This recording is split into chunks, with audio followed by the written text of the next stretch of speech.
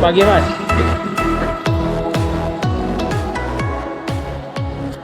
Ya, Assalamualaikum warahmatullahi wabarakatuh. Satukanindonesia.com hadir kembali untuk Anda, yaitu kita berada di podcast satukanindonesia.com. Dan minggu ini adalah minggu yang luar biasa. Kami sengaja untuk mengulas sesuatu yang sedang viral, sedang dibicarakan di Indonesia, teman-teman. Itu terkait dengan diskon dari hukuman Bapak Ferdy Sambo CS ya. Kalau memang itu seperti apa nanti, bagaimana, dan juga apa sih, nanti kita akan coba tanyakan kepada Bapak Maruli Tua Silaban. Dan teman-teman ya, saat ini kalau ibu-ibu ketika ingin belanja ya, itu biasanya mencari waktu atau mungkin mencari suasana atau situasi di mana banyak diskon, teman-teman ya nggak? Beli sesuatu harus ke mall atau mungkin ke pasar cari diskon dan sebagainya. Dan ini adalah diskon hukuman, teman-teman. Jadi cara jadi agak gimana ya, teman-teman ya. Jadi ingin bertanya kepada pakar hukum yang ada di rencana, yaitu Bapak Maruli Tua Silaban. Beliau selain menjadi pimpinan umum ya dari satukanindonesia.com, juga berkantor di kantor advokat dan juga legal consultant, Mbak ya. Ya, Yaitu law firm MDS and Association, law firm yang luar biasa pada hari ini. Pokoknya teman-teman kudu simak sampai akhir ya video ini agar nanti tidak salah paham, teman-teman. Baik, Pak Maruli, apa kabar nih? Puji Tuhan, salam sehat Mas Chandra. Assalamualaikum warahmatullahi wabarakatuh. Waalaikumsalam. Oke, Ya, Bapak. alhamdulillah sehat Mas. Alhamdulillah ya. Nah, biasanya kalau hari Sabtu seperti ini, Bapak pagi-pagi ada jogging tuh atau jalan-jalan pagi itu? Iya Mas, ya terima kasih Mas Chandra. Memang ini hari Sabtu weekend ya. Tapi khusus untuk hari ini, Oke. Mas Chandra melakukan sebuah kajian yang khusus ya di akhir pekan Boleh, ini. Ya, di akhir pekan ini untuk melakukan pembahasan terkait dengan berita yang cukup menarik seperti yang disampaikan Mas Chandra tadi ya. Ya, akhirnya saya ya memutuskan untuk memenuhi permintaan Mas Chandra untuk membahas ya diskon-diskon hukum yang diskon-diskon hukum yang viral di minggu ini, yaitu terkait dengan putusan Mahkamah Agung terhadap terdakwa Ferdy Sambo dan kawan-kawan yang oleh Mahkamah Agung disampaikan ke publik pada tanggal 8 Agustus 2023 hari Selasa lalu ya Mas. Jadi karena ini cukup menarik, maka saya memutuskan untuk Mengulas sejenak dengan koma dulu dengan urusan dengan keluarga. Pagi-pagi kita mengulas berita yang cukup menarik ini, Mas Chandra. Oke. Ya. Jadi teman-teman, untuk hari ini jalan-jalan paginya Pak Maruli tertunda sedikit ya. Betul, Mas. Mungkin nanti sore kali Pak ya, jalan-jalan di Harapan Indah ya. Ya, namanya hari apa kan, hari akhir pekan seperti ini banyak sebetulnya urusan dengan keluarga urusan pesta ini Mas kan, orang Batak kan. Ada pesta. Ada pesta nanti siang. Mana hari ini rencana sebetulnya ada 2 undangan untuk saya pesta, ada di Bogor, ada di Jakarta Timur. Wah, luar biasa teman-teman. Jadi ini khusus untuk Anda teman-teman ya. Jadi teman-teman jangan beranjak dulu sampai nanti Chandra bertanya dan beliau menjawab sampai ending acara hari ini seperti apa. Baik, Pak Maruli ya. Iya, Mas. Jadi mungkin Bapak sempat mendengarkan berita atau mungkin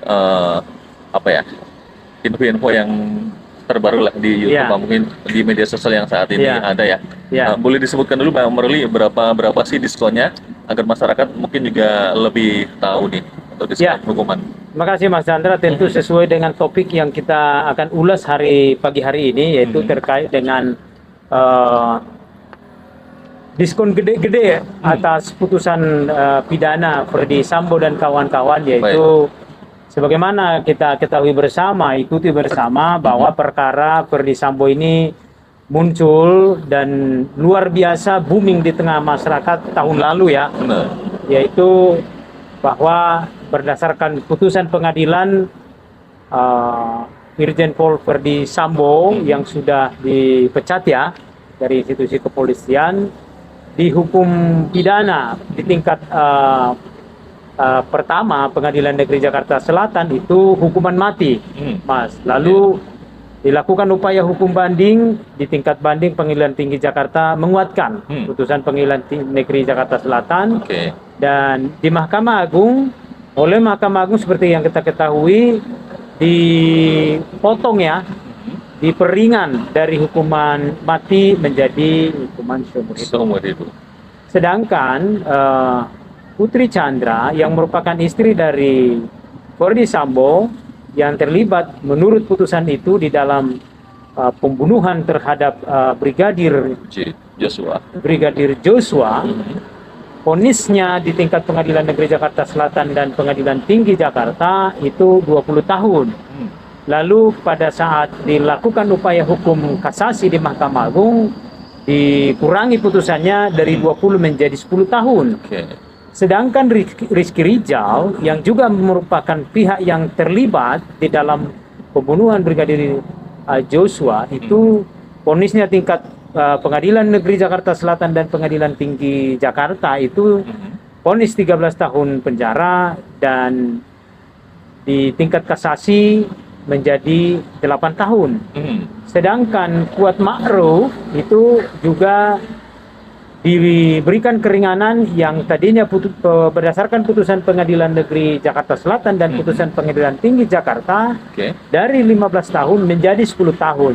Nah, inilah yang kita ikuti dan saksikan bersama akhir dari putusan atau perkara terhadap pembunuhan Brigadir Joshua yang pelakunya adalah Verdi Sambo, Putri Chandra, Rizky Rijal, dan Kuat Ma'ruf.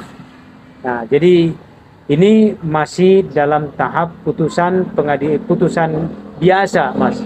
Jadi putusan biasa itu putusan pengadilan tingkat pertama, putusan tingkat banding, dan putusan pada upaya hukum kasasi. Kalau ini sudah ending atau sudah masih ada ketetapan tetap atau mungkin masih bisa berubah lagi nih, Pak? Nah, sebagaimana kita ketahui terkait dengan status putusan ini, memang putusan hukum tingkat kasasi adalah putusan hukum biasa. Sedangkan kalau untuk melakukan upaya hukum luar biasa, yang ini adalah dilakukan oleh pihak korban, maka yang melakukan itu adalah pihak korban dan bukan kejaksaan. Nah, ini sudah nanti akan menjadi berkekuatan hukum tetap sesuai dengan jangka waktu yang ada. Sedangkan melakukan upaya hukum kasasi, upaya hukum luar biasa yaitu peninjauan kembali nanti berdasarkan bukti yang ada. Baik. Begitu, Mas Chandra. Dan memang teman-teman ya, kalau kita mendengarkan kata diskon teman-teman ya, itu Chandra baru kali ini lah ya mendengar ada hukuman diskon atau diskon hukuman teman-teman ya. Nah, Pak, apakah pernah ya Pak ya di Indonesia atau mungkin di dunia lah ya, diskon-diskon seperti ini Pak sebelumnya? Oh iya, Mas Chandra dan pemirsa satukanindonesia.com, karena memang ketentuan atau proses yang harus dipedomani di dalam melakukan putusan perkara, di dalam menyidangkan putusan perkara pidana, itu adalah mengacu kepada Kitab Undang-Undang Hukum Acara Pidana. Nah, KUHP dalam hal ini memberikan ruang dan kesempatan bagi korban dan kejaksaan untuk mewakili negara melakukan upaya hukum biasa tadi, Mas, yaitu upaya hukum banding di tingkat pengadilan tinggi dan kasasi di tingkat Mahkamah Agung. Jadi bila korban merasa tidak puas dengan putusan tingkat pengadilan negeri atau pengadilan tinggi maupun upaya pengadilan tinggi, dapat melakukan upaya hukum kasasi. Karena itu berdasarkan pasal 67 KUHP itu mengatur adanya ruang dan kesempatan bagi korban ataupun kejaksaan untuk melakukan upaya hukum banding, Mas.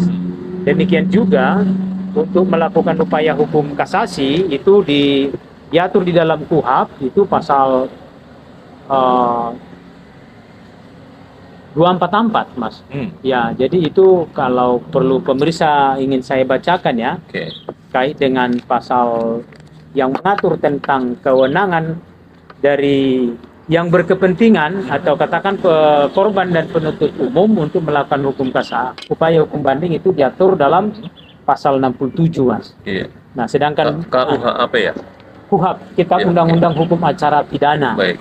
Nah, di dalam pasal 67 diatur bahwa terdakwa atau penuntut umum berhak untuk meminta banding terhadap putusan pengadilan tingkat pertama kecuali terhadap putusan bebas, lepas dari segala tuntutan hukum yang menyangkut masalah kurang tepatnya penerapan hukum dan putusan pengadilan dalam acara cepat.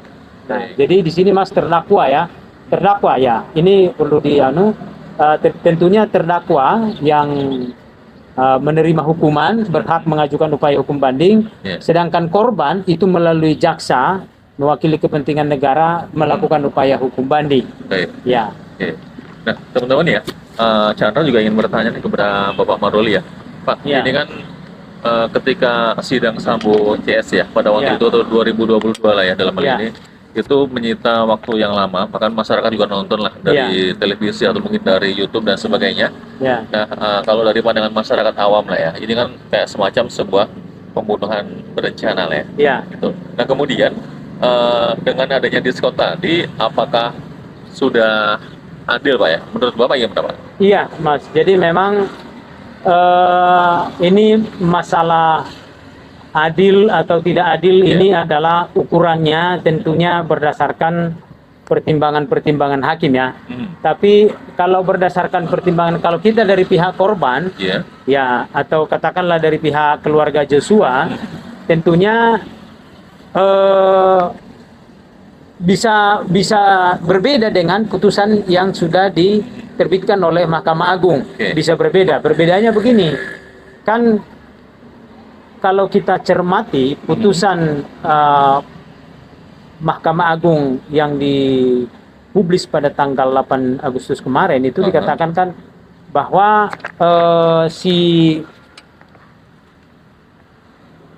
yang menjadi esensi dari perbuatan daripada terdakwa adalah melakukan pembunuhan berencana. Melakukan pembunuhan berencana.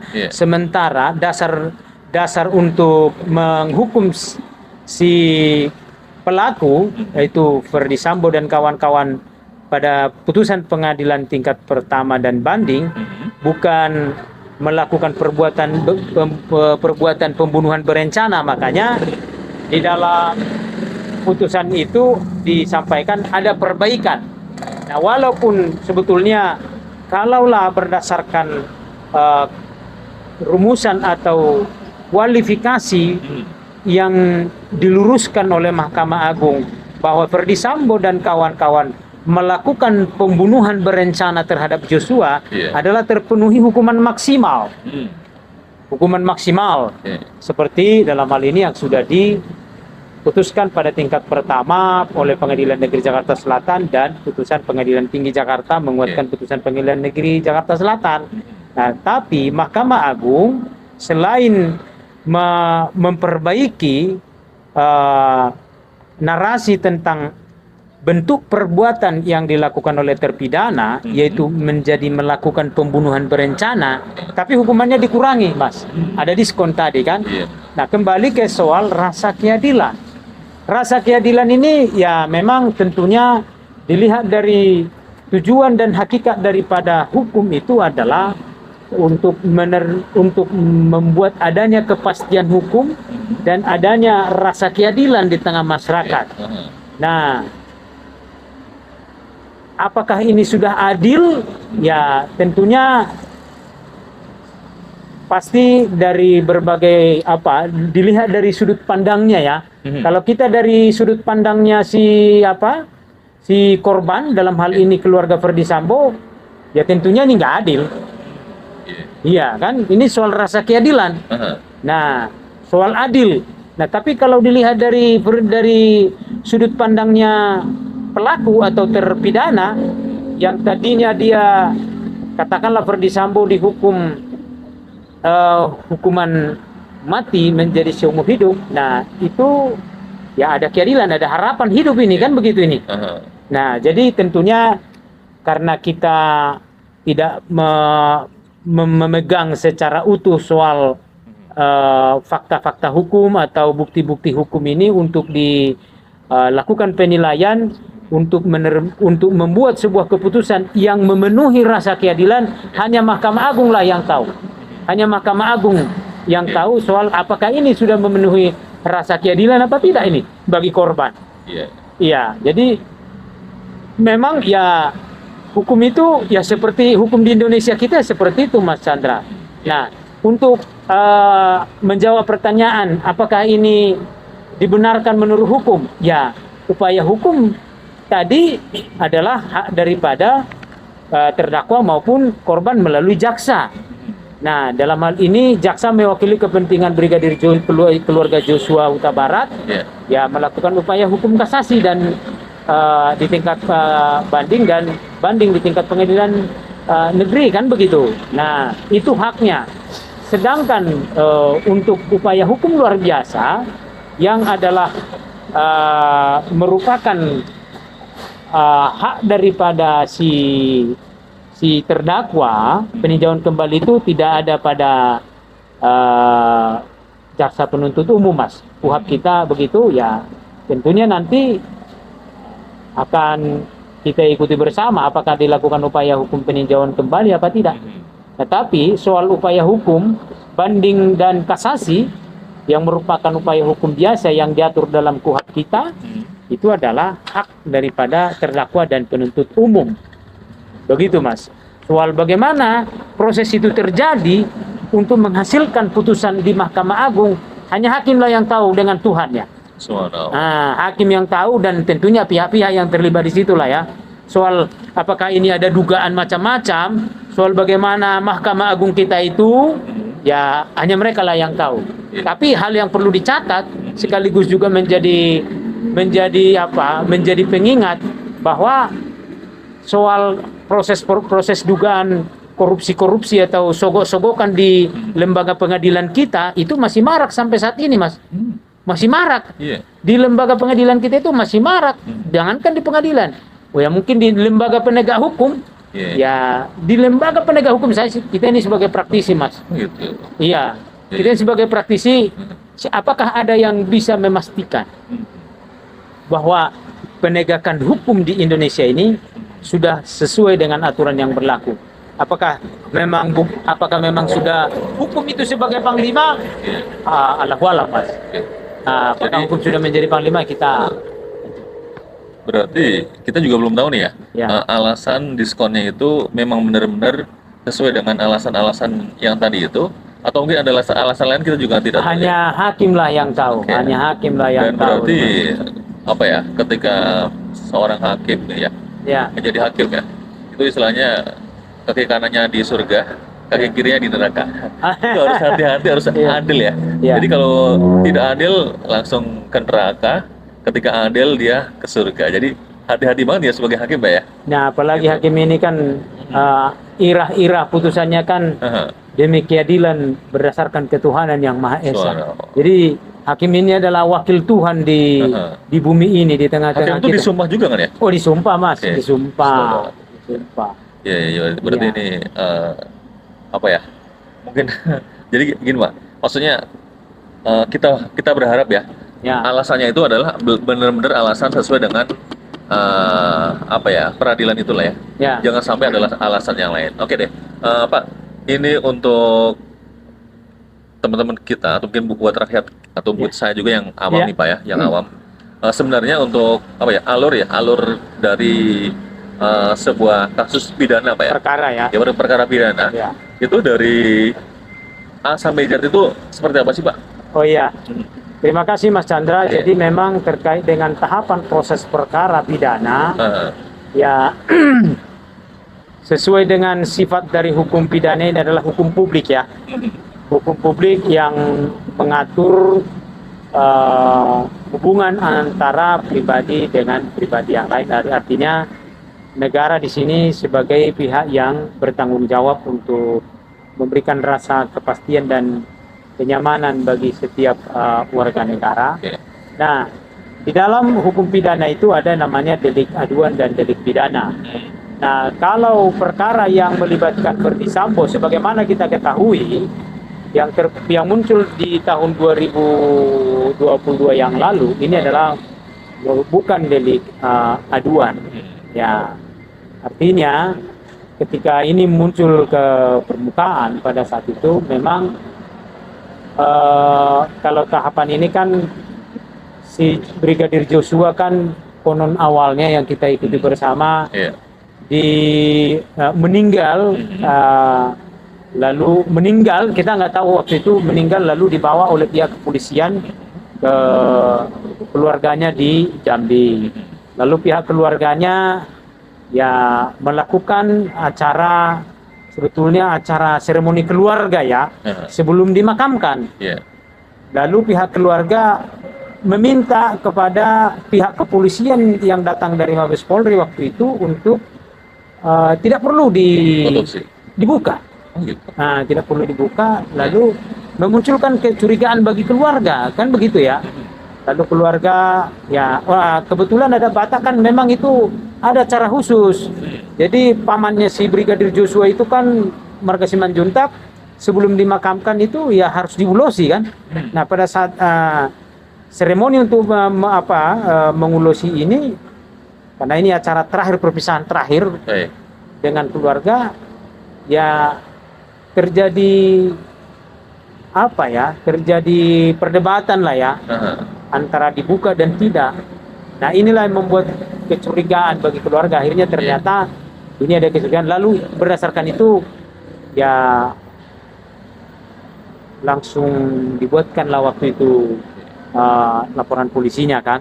Ya, lalu dengan laporan polisi ini, nah itulah berproses dan hingga putusan tingkat kasasi pada tanggal 8 Agustus kemarin.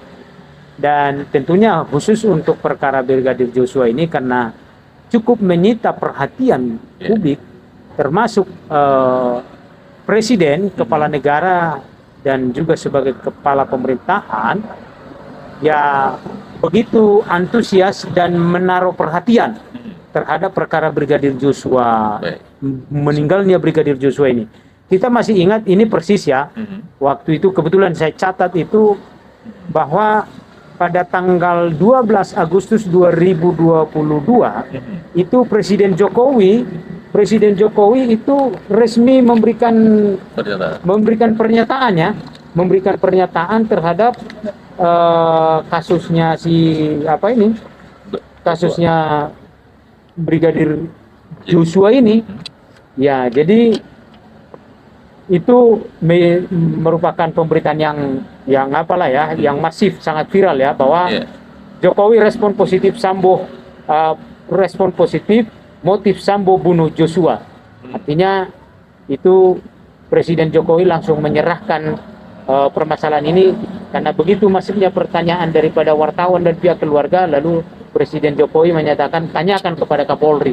Itu pada saat itu pada tanggal hari ini ya, sama seperti tanggal 12 Agustus 2022 yang hari ini kita peringati 12 Agustus 2022 dan kita 23 kita bahas terkait dengan Verdi Sambo ini, Mas Chandra. Jadi kalau dia ini kembali ke yang di awal tadi, bahwa kalau memang dia delik pidana, delik aduan, maka berdasarkan pengaduan itu pihak kepolisian melakukan penyelidikan.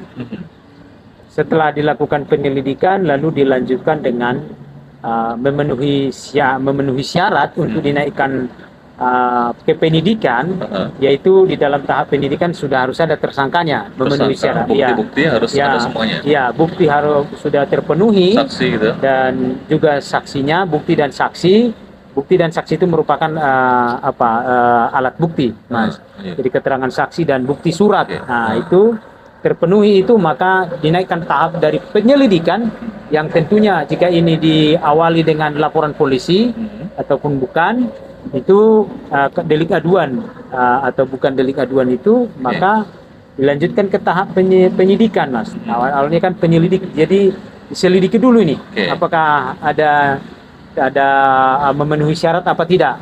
Jika memenuhi syarat ditingkatkan ke Penyidikan. penyidikan. Memenuhi syarat untuk penyidikan berarti sudah harus ada tersangkanya. Nah, lalu kita naikkan kepada penyidikan, lalu dilanjutkan dengan kalau sudah ada tersangkanya dan tentunya dengan adanya LP itu LP yang masuk tahap sidik, kepolisian menyampaikan yang namanya SPDP, surat pemberitahuan dimulainya penyidikan perkara ke kejaksaan. Kalau sudah berada di penyidikan itu Sudah yang harus ada disidik, tersangka. kalau udah ada tersangka itu berarti yang tersangka itu sudah di dalam penjara atau belum, Pak? Belum, jadi Belum. tidak otomatis deh. Jadi ada perkara yang memenuhi syarat, perkara pidana, syarat untuk ditahan, Iya, ditahan. dan jika syaratnya itu terpenuhi maka ia harus ditahan. Misalnya ditentukan ancaman hukuman pidananya sekurang-kurangnya 4 tahun atau lebih, maka ia ditahan. Penyidik itu berhak untuk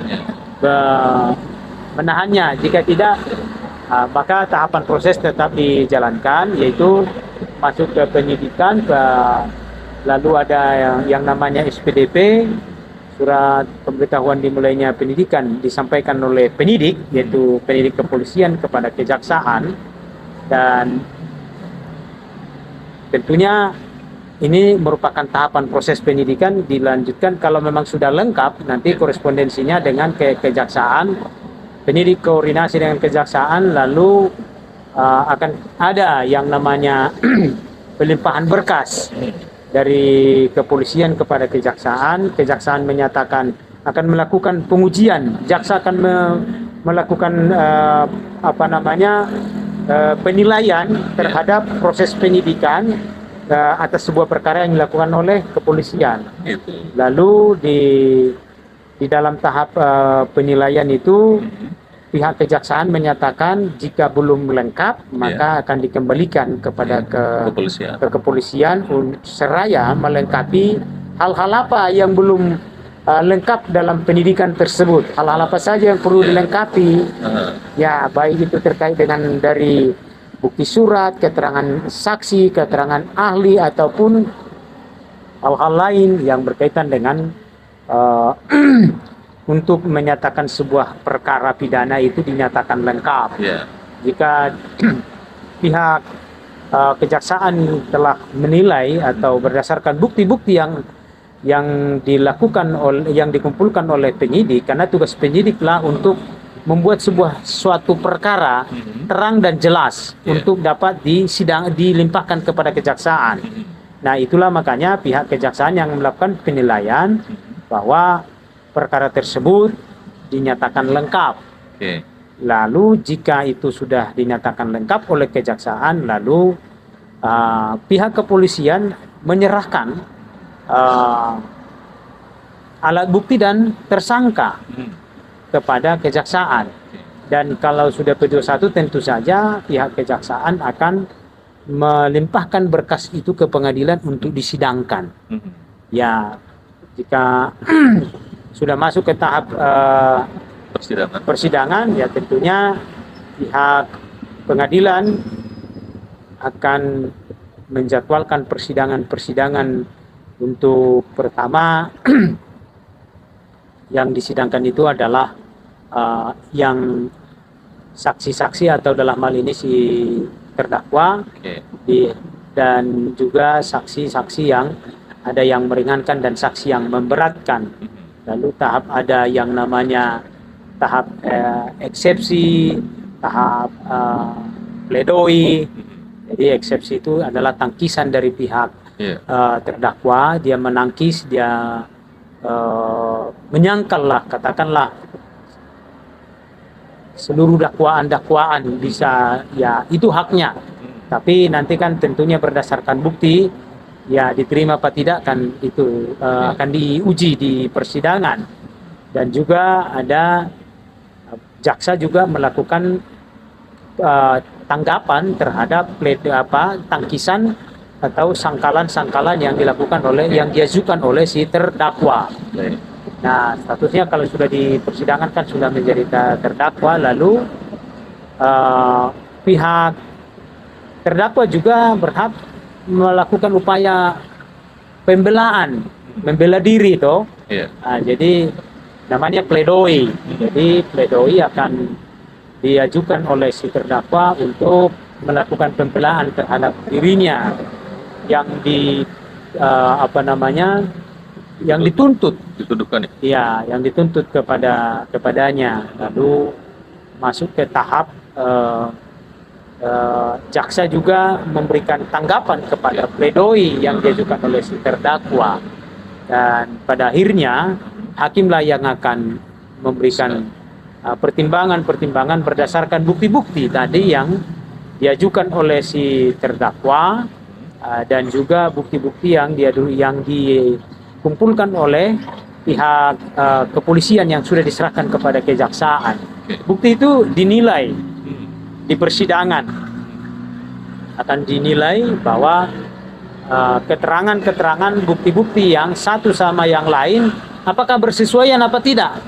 Nah, itu adalah kewenangan daripada majelis hakim untuk menilainya, tentunya berdasarkan KUHP itu, Mas Chandra. Nah, kalau misalkan ya tadi kan dikatakan ada saksi ya, Ya, atau mungkin ada misalnya ada sebuah kasus Pak ya. ya. Kasusnya itu kapan harus mengundang saksi ahli, itu kan ada juga. Oh, ada emang harus semua saksi ahlinya ada, atau tidak semua kasus harus ada saksi ahli?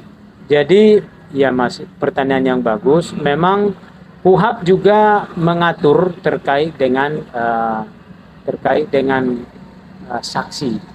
Ya, bahwa kewenangan penyidiklah untuk menghadirkan, meminta keterangan saksi, keterangan ahli ya, Yeah. keterangan ahli. Okay. Ya, kewenangan penyidiklah itu untuk meminta keterangan seorang ahli berkaitan dengan sebuah perkara.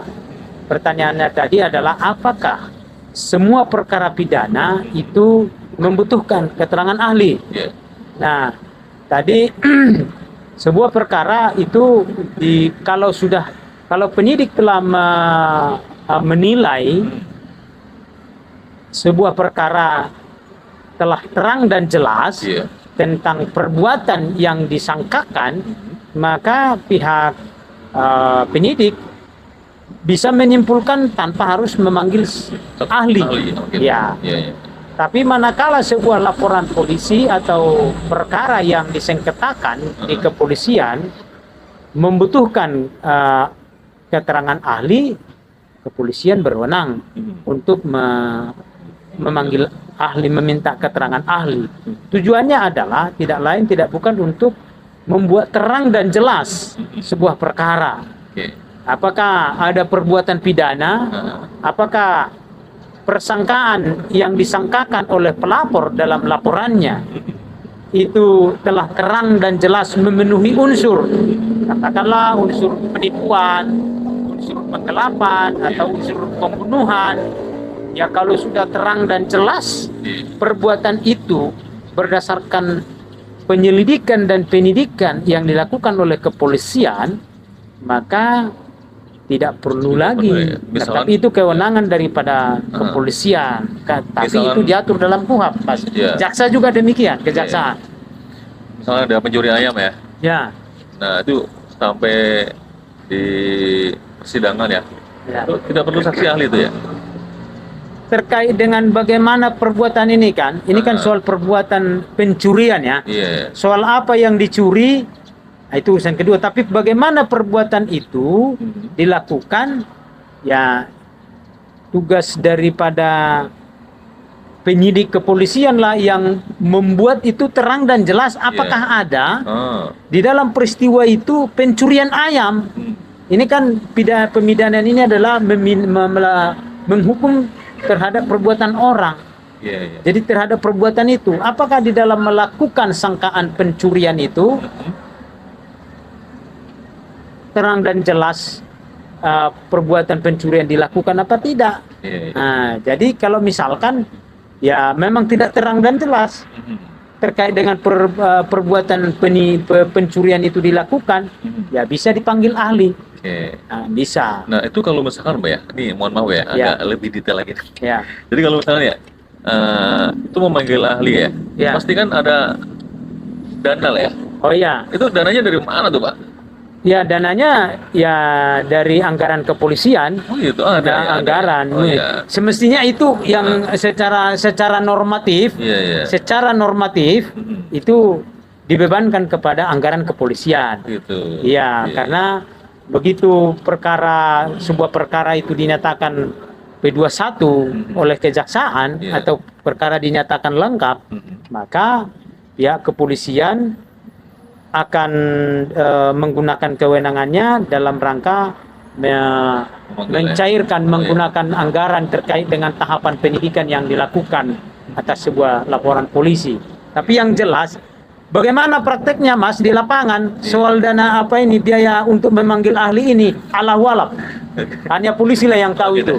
Apakah ini diminta kepada siapa Baik, atau baik. bagaimana? Iya. Tapi yang jelas itu adalah tanggung jawab negara. Oke. Karena polisi hadir di situ dalam rangka menjalankan tugas negara, Baik, semua. memberikan kepastian, memberikan perlindungan kepada warganya.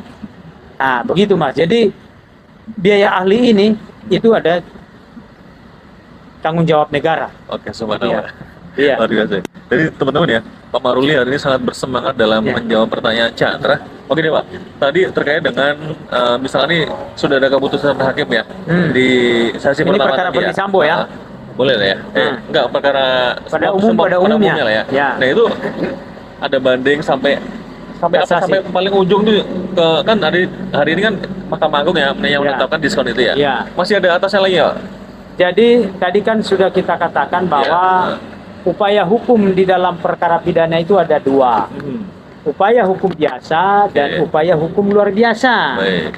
Nah, upaya hukum biasa yaitu banding yang diatur dalam pasal 67 KUHP dan upaya hukum biasa juga dalam diatur upaya hukum banding dan upaya hukum kasasi diatur di dalam pasal 244 KUHP. Ya, itu adalah upaya hukum biasa. Sedangkan upaya hukum luar biasa, ya itu adalah upaya peninjauan kembali, Mas. Ya, Baik. jadi upaya hukum luar biasa itu adalah upaya hukum peninjauan kembali. Nah, itu. Jadi kalau upaya hukum ini kan pasal 244 ini kan terkait dengan upaya hukum apa ya untuk pemeriksaan kasasi ya. Pasal 244 itu kasasi, sedangkan pasal 263 itu adalah untuk peninjauan kembali. Oke. Jadi peninjauan kembali itu diatur di dalam pasal 263 KUHP ayat 2 yang mengatakan bahwa permintaan peninjauan kembali dilakukan atas dasar apabila terdapat keadaan baru yang menimbulkan dugaan kuat bahwa jika keadaan itu sudah diketahui pada waktu sidang masih berlangsung, hasilnya akan berupa putusan bebas atau putusan lepas dari segala tuntutan hukum atau tuntutan penuntut umum tidak dapat diterima atau terhadap perkara itu diterapkan ketentuan pidana yang lebih ringan. Nah, sedangkan huruf B-nya apabila dalam pelbagai putusan terdapat pernyataan bahwa sesuatu telah terbukti akan tetapi hal keadaan sebagai dasar dalam alasan putusan yang dinyatakan telah terbukti itu ternyata telah bertentangan satu dengan yang lain. Dan huruf C-nya apabila putusan itu dengan sengaja memperlihatkan suatu kehilapan hakim atau suatu kekeliruan yang nyata. Jadi berdasarkan pasal 263 ayat 2 ayat 2 ini ada 3 kategori dilakukannya peninjauan kembali, Mas. Nah, kalau putusan perkara Verdi Sambo sekarang ini kan masih upaya hukum biasa, yaitu kasasi ya. Berarti masih bisa lah ya, naik lagi ya. Nah, iya. Jadi yang melakukan kasasi peninjauan kembali itu adalah terdakwa. Ya, manakala Verdi Sambo atau katakan terdakwa tidak terima dengan putusan di tingkat kasasi, maka yang bersangkutan dapat melakukan upaya hukum peninjauan kembali, Mas. Jadi soal masih ada kemungkinan korting, ya bisa aja. Kalau Verdi Sambo atau terpidana di tingkat kasasi itu melakukan upaya hukum peninjauan kembali, tentunya dengan terpenuhinya syarat yang dimaksud di dalam pasal 263 ayat 2 huruf A, B dan C Oke. KUHP tadi. Ya, itu kalau terpenuhi itu dapat dilakukan upaya hukum, itulah syaratnya Baik. untuk melakukan upaya hukum peninjauan kembali. Jadi kalau soal masih ada kemungkinan ada diskon, ya kemungkinan masih ada. Bisa. Karena masih ada upaya. Baik. Maaf, Mas. Oke. Luar biasa teman-teman ya. Hari ini kita jadi mendapatkan pembelajaran terkait hukum teman-teman ya. Dan ketika kita sedang nonton sebuah kasus ya, atau mungkin perkara Pak ya, Ya. yang ada di televisi, yang ada di YouTube, atau beberapa waktu lalu kan ya, kita juga Ya. pernah menonton sidang yang panjang dari kopi sianida ya kan? Oh, sianida. Nah, Iya, betul. dan itu juga jadi masyarakat juga mendapatkan pelajaran juga tuh Pak tentang hukum itu gimana sih, bagaimana sih saksi ahli itu gimana sih dan sebagainya. Ternyata itu kita juga mendapatkan banyak hal, banyak pelajaran ya. Ya. Jadi untuk Anda, untuk kita dan juga teman-teman semuanya ya, pada salahnya terus kita belajar dan usahakan kita itu tetap menjadi orang baik Pak ya. Jadi Oh, jangan sampai kita tersandung hal-hal hukum tadi Ya. agar nanti kita tidak menyakiti orang ya Pak ya. Ya. Dan tidak apa ya, berada dalam situasi kita menjadi orang yang tidak adil lah ya. Yang taat hukum lah intinya, Baik, Mas. semuanya. Semuanya kita warga negara Indonesia jadilah menjadi masyarakat yang taat dan sadar hukum. Oke, Ini berlaku buat kita berdua, Baik, Mas, dan juga seluruh masyarakat Indonesia, Baik. sehingga terbebas dari jeratan-jeratan hukum yang sebetulnya kadang-kadang menjengkelkan sekali. Oke, Tahapan-tahapan yang terjadi itu, ya baik. kan? Karena kita mempunyai keluarga Pak ya. Iya, Oke. ya Mas. Oke deh. 1 Baik, jam. teman-teman, kalau kita lihat ya di pinggir-pinggir jalan ya teman-teman ya, kadang ada yang mengatakan keluarga Anda menanti di rumah, jadi tetap tadi taat hukum, taat rambu-rambu lalu lintas agar kita selamat sampai tujuan. Saya Chandra, Dengan saya Maruli Tua Silaban. pamit undur diri, jangan lupa like, subscribe, comment, and share. Satukan Indonesia.com. Assalamualaikum warahmatullahi wabarakatuh.